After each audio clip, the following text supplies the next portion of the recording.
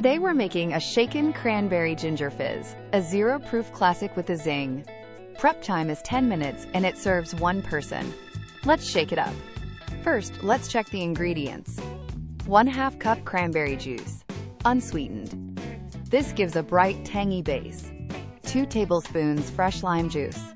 Adds crisp citrus balance. 1 tablespoon ginger syrup.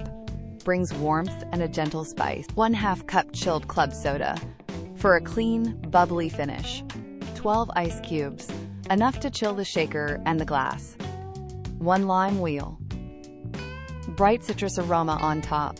3 fresh cranberries, a pop of color and tartness. 1 fresh mint sprig. Adds a cool, herbal lift. Now we'll begin preparing the recipe. Put a clean highball glass in the freezer to chill for 5 minutes while we build the drink.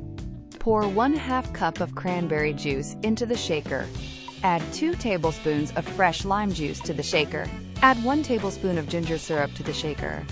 Add 8 ice cubes to the shaker. Seal the shaker and shake hard for 15 seconds until the outside turns frosty.